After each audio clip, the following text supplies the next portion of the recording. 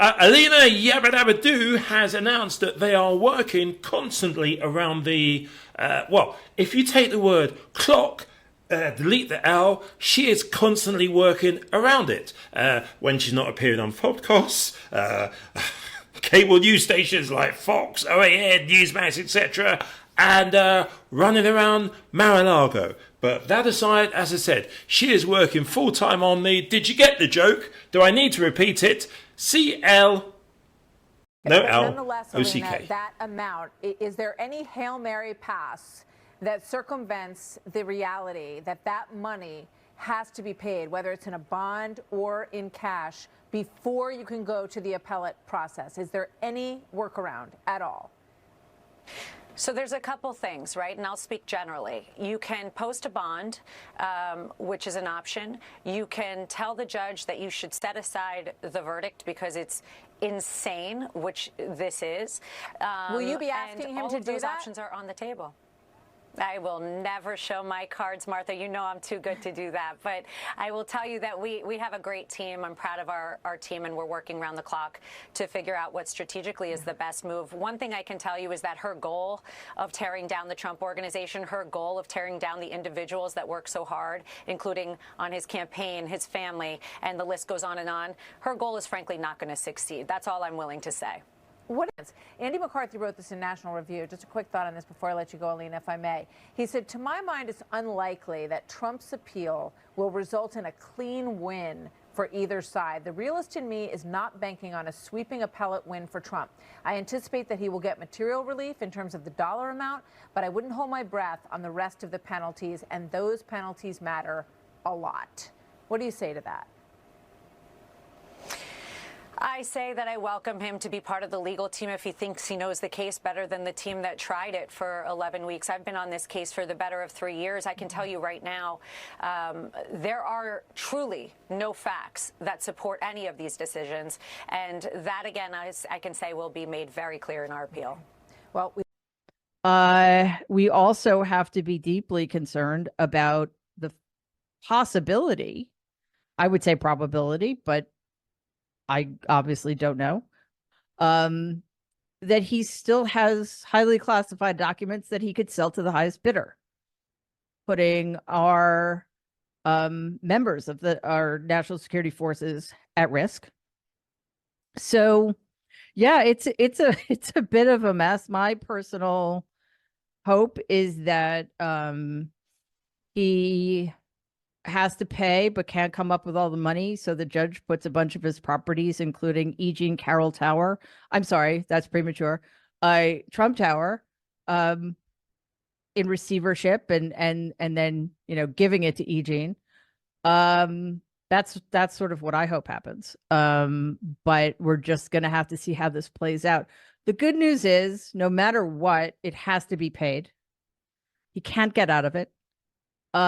It's also very good that he can't do business in New York for 3 years. And I know that doesn't sound like enough, but trust me, it's better than nothing. And 3 years in business is a long time. He's burned all sorts of bridges, and there's no pretending anymore that he isn't exactly who we've known him to be for a very long time. Question, which I thought about a lot last night because it's such a huge amount of money. You have to decide whether you're going to put up that bond and escrow to appeal. Are you going to do that? And where are you going to get the money? I'll tell you what we're going to do. Number one, we'll have a lot of cash, but that doesn't mean he can take it. I mean, you know what he did? I think he looked at my cash and he said, well, we'll take all of his cash. This is all coming out of the White House. This is everything that you see, whether it's that one or the DA. You know, in the DA's office, in Bragg's office, he has his top people from the DOJ working in the district attorney's office in New York. Nobody knows that. Everything is coming out. This is all election interference. They're trying to damage me so they can win another election. They want to do. But they didn't lose a dollar with us during this period of time. In fact, the banks we're talking about made almost $200 million off Donald Trump, and they liked me very much. We never missed a payment, never got a default notice, had a great relationship with all of them. I don't need banks. We have a lot of cash. I built a great business with my family, built a fantastic business. Question. I think that more than who's going to run the thing, look, the judge ordered that there's going to be a monitor in place, the same one who's been there for another 3 years. There's going to be a director of compliance in place. He's never had anyone like that. That's a very intrusive thing for him to make sure, and I think this will make sure that he doesn't reduce the business even more by pulling assets out to a point where he couldn't pay the judgment after an appeal. But the big thing, I think, is the number itself. When you combine this with the judgment in the E. Jean Carroll case, you're up to $440 million. And there's no evidence he has that much cash. When we looked at his tax returns, 20 years of his tax returns, we saw that his cash on hand had been shrinking since sort of the Apprentice heyday in 2011, down to about, greatly shrinking through 2018. The Attorney General found the same thing. That year he had maybe $44 million on hand. That's a lot of money, but you need money to run the business. And that's, if he has to pay any of these judgments, I think what's going to happen is they're going to have to start looking at selling some things or trying to get loans, which is going to be a great challenge for him as well. And those, to me, seem like the things that are real existential threats, the complications in his business. If you pull one of them out, it could bring the whole... And I think Representative Garcia does have some valid points that he made earlier on today in terms of James Comer and Jim Jordan. James Comer, when is the spotlight going to be turned on him? He seems to have a few friends in Russia who are passing him bits and pieces of information, which he's then using for his political advantage.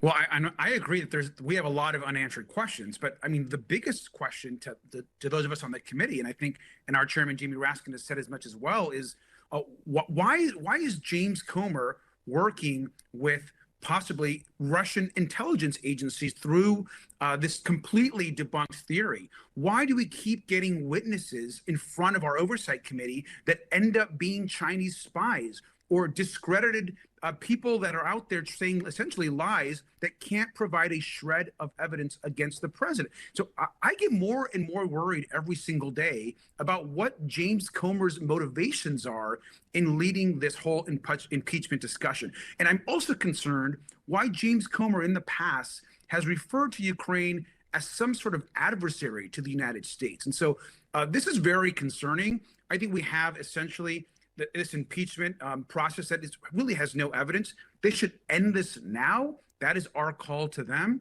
and actually get back to work supporting the American people and get this national security package in front of the House.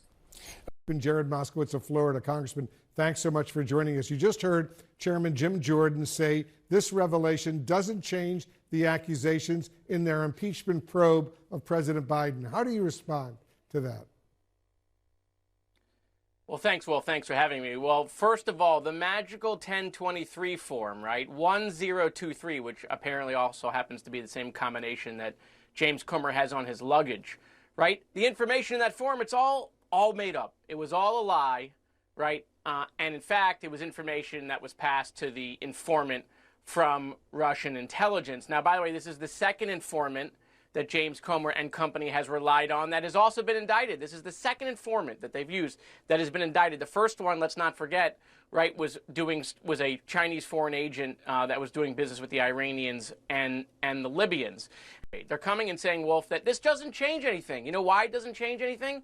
Because it never had to be true. They don't care that it's true. They wanted it to be true so bad that they birthed it. Okay, they wanted to make this the Garden of Eden of the impeachment process into Joe Biden, this $5 million that there really was never any corroborating evidence. But the Russian intelligence wanted to find useful idiots in Congress. And you know what? The American people already know this. They found them. They put it out there. Hundreds of interviews they did on television and in newspapers and on podcasts for 6 or 7 months talking about this.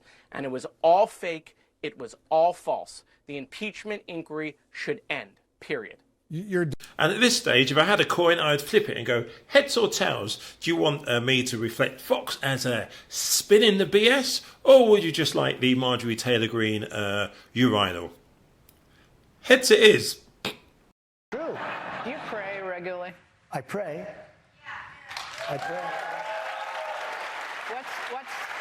I mean, if you don't mind me asking, asking because I know this is a very faith-filled audience here, and I know there are people across the globe pray for you and your safety. They're worried about your safety. No, they are. And they True. Do you pray regularly? I pray. I pray. I mean, if you don't mind me asking, because I know this is a very faith-filled audience here, and I know there are people across the globe pray for you and your safety. They're worried about your safety. No, they are. And I mean, if you don't mind me asking, because I know this is a very faith-filled audience here, and I know there are people across the globe pray for you and your safety. They're worried about your safety. No, they are. And they want. Do you feel that? Do you feel the power of that? I do, but can I be honest? I worry about their safety too. These people, everybody in this room is in great danger right now. We have a nuclear weapon that if you hit New York, South Carolina is going to be gone too. I worry about their safety. I think it's the reason I'm doing this.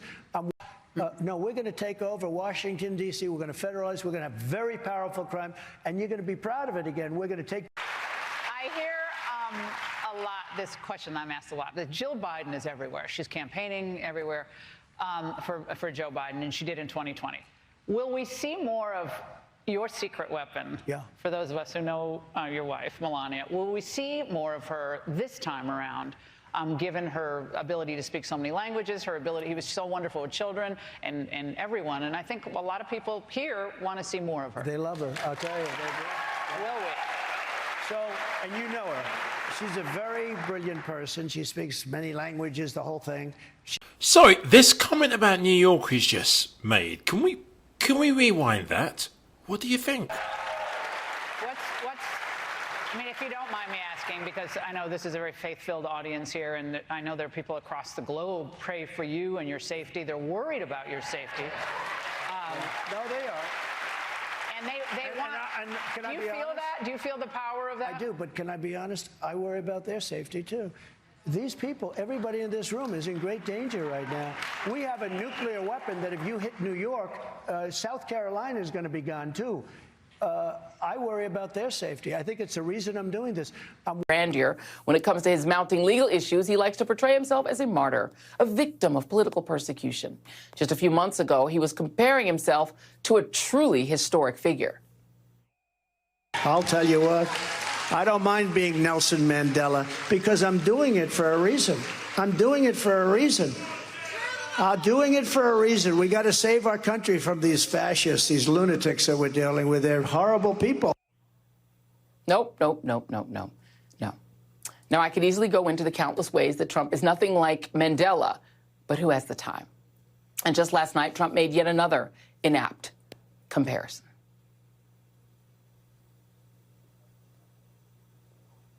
Trump doubled down on his comparison of his criminal and civil prosecutions, including the most recent $355 million civil penalty to the circumstances of Russian dissident Alexei Navalny, the top political opponent to Trump's autocratic pal, Russian President Vladimir Putin, whose name Trump never uttered. Even if you appeal, you got to put up escrow money. That's it's a lot of dough. It is a form of Navalny. It is a form of communism or fascism. Navalny is a very sad situation, and he's very brave. He was a very brave guy. It's a horrible thing, but it's happening in our country too. We are turning into a communist country in many ways, and if you look at it, I'm the leading candidate. I get indicted. I never heard of being indicted before. What in the gobbledygook? Navalny's death in a Russian prison was announced last week. He had been imprisoned since his return to Russia in January 2021 after surviving a near-fatal poisoning months earlier. Whatever Trump said makes absolutely no sense. Joining